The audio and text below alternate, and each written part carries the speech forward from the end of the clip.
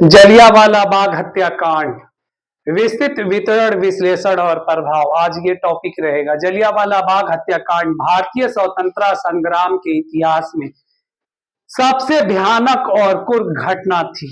यह घटना 13 अप्रैल 1919 को बैसाखी के दिन अमृतसर, पंजाब में हुई थी।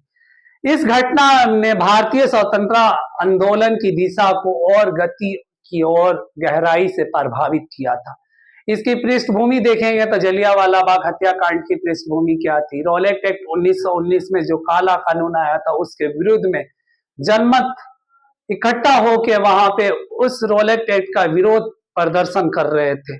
शांतिपूर्वक रॉलेट एक्ट के तहत ब्रिटिश सरकार को भारतीय नागरिक बिना मुकदमे के गिरफ्तार करने और कैद करने का अधिकार मिला गया था।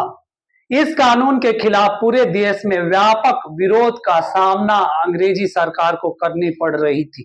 पंजाब में भी इस कानून के खिलाफ बड़े स्तर पर प्रदर्शन हो रहे थे।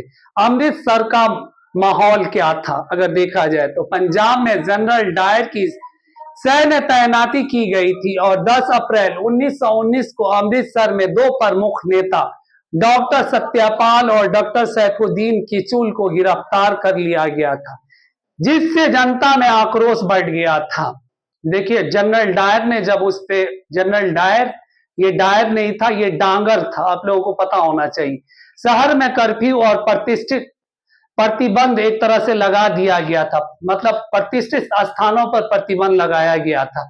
और घटना का विवरण अगर देखा जाए तो 13 अप्रैल 1919 में वैसाखी के त्योहार पर बड़ी संख्या में लोग जलियांवाला बाग में इकट्ठे हुए थे।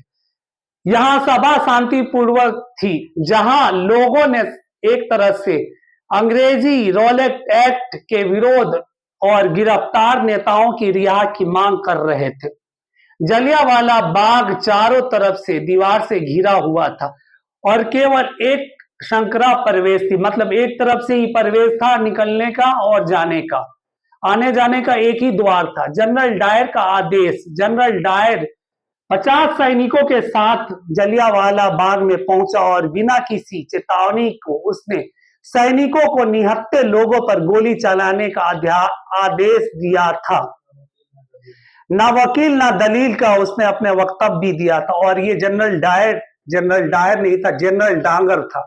10 मिनट तक लगातार गोलियां चलाई थी। नरसंहार, समझ गए, बहुत बड़े तरह से नरसंहार हुआ था, बहुत हत्याएं हुई थी और इस पे ब्रिटिश सेना ने 1650 राउंड गोलियां चलाई थी और 1000 लोग मारे गए थे और बड़ी संख्या में घायल हुए थे। लोग जान बचाने के लिए दीवारों और कुओं में कूदने लगे, दीवारों की तरफ से कूदने लगे और कुओं में कूदने लगे, जिसके चलते बड़ी संख्या में जो है ना मौतें हुई और हत्या, मतलब एक तरह से हत्या हुई।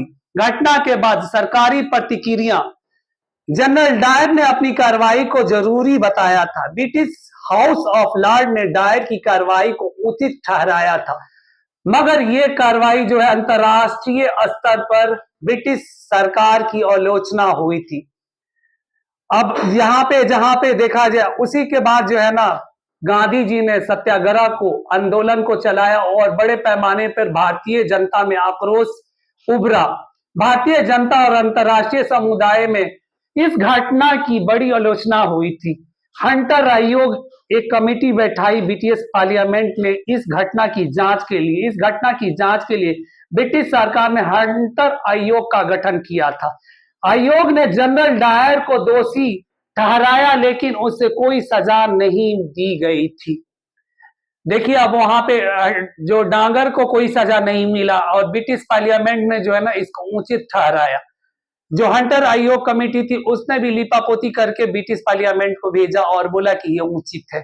ब्रिटिश शासन की पराकाष्ठा, जलियांवाला बाग हत्याकांड ब्रिटिश शासन के क्रूर और दमनकारी रवैये का प्रतीक था। इस घटना ने भारतीय जनता को यह समझा दिया था कि ब्रिटिश सरकार भारतीयों की जन और अधिकारों का कोई सम्मान नहीं करती है।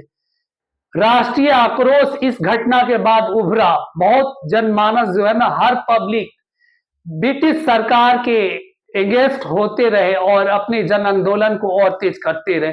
ब्रिटिश सरकार की नैतिक हार, जलियांवाला बाग हत्याकांड ने ब्रिटिश सरकार की नैतिक छवि को बुरी तरह ध्वस्त कर दिया था। अंतर्राष्ट्रीय स्तर पर इस घटना की निंदा हुई थी। जैसे आप लोग जो है अमेरिकन रिवोल्यूशन में, अमेरिकन क्रांति में जाएंगे तो ब्रिटिश साम्राज्य की जो नींव हिला डाली थी, उसके अकॉर्डिंग आप बोस्टन की टी पार्टी से, बोस्टन की टी पार्टी अमेरिकन क्रांति से आप इससे लिंक कर सकते हैं, क्योंकि वहां पे टैक्स और करों का जो मार था और वहां पे प्रबल तरीका से दमन किया गया था वहां पे विद्रोहियों को। तो अमेरिका में भी जो विद्रोह हुआ था ब्रिटिश शासन प्रणाली के खिलाफ, उसका एक जो है ना दूसरा बीज भारतीय उपमहाद्वीप में जलियांवाला बाग कांड था। ये कोटेशन आप लोग जरूर डालिएगा इसमें। अहिंसा से हिंसा की ओर, इस घटना के बाद भारतीय आंदोलनकारियों में कुछ कट्टरपंथी विचारधारा का विकास हुआ। अब यहाँ पे भारतीयों ने भी एक नारा दिया, करो और मरो। मतलब गांधी जी ने भी बोला था कि हम जो है ना चंद मुट्ठी बालू से जन आंदोलन खड़ा कर देंगे, पता होना चाहिए। और गांधी जी ने उसके बाद सत्याग्रह का रास्ता अपनाया। भगत सिंह और अन्य क्रांतिकारियों ने अपना प्रेरणा स्रोत मान लिया था किसका? कट्टरपंथी विचारधारा। मतलब तुम मुझे खून दो, मैं तुम्हें आजादी दूंगा। चंद्रशेखर आजाद ने भी यह वक्तव्य दिया था। स्वतंत्र आंदोलन की गति, जलियांवाला बाग हत्याकांड ने भारतीय स्वतंत्रता संग्राम की नई दिशा दे दी थी।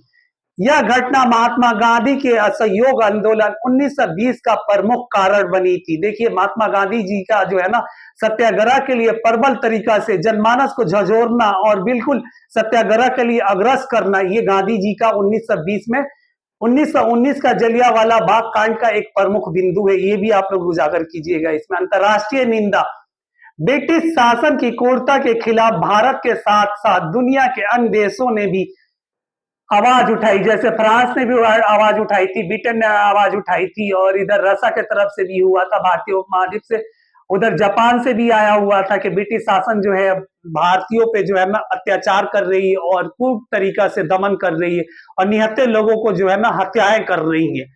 अब इसमें दूसरा पॉइंट देखेंगे, इस घटना ने आम भारतीयों को यह एहसास करा दिया था कि ब्रिटिश शासन उनके अधिकार और जीवन के लिए खतरनाक है। राष्ट्रीय एकता, और यहां से राष्ट्रीय एकता की जो है ना ज्वाला प्रबल हुई और प्रबलता बढ़ती चली गई। जलियांवाला बाग हत्याकांड ने भारतीयों को जनता की जो है बोला जाए भारतीय जनता और भारतीय जातियों, धर्म और भाषा की दीवार से ऊपर उठकर एकजुट होने लगे थे। अगर हम कंक्लूजन देखें तो जलियांवाला बाग हत्याकांड ये बताता है कि जलियांवाला बाग हत्याकांड केवल एक घटना नहीं थी, यह ब्रिटिश शासन के कुर्क चेहरे की प्रतीक बन गई थी। इसने न केवल भारतीय स्वतंत्रता संग्राम को एक दिशा दी, बल्कि लाखों भारतीयों को यह सिखाया कि आजादी के बिना जीवन का कोई मूल्य नहीं है। आज भी जलियांवाला बाग उन शहीदों के बाद उनकी याद दिलाता है जिन्होंने अपने प्राणों की आहुति दी थी, और भारतीय स्वतंत्रता संग्राम में एक मील का पत्थर जलियांवाला बाग को बोला जाता है। और जलियांवाला बाग जो है ना आज के दौर में शहीदों का जो है ना नमन और नमस्तन करना चाहिए हम सबको, क्योंकि जलियांवाला बाग ही कांड था जिससे के चलते हम जो है आज आजादी के दौर में हम जी रहे हैं खुली सांस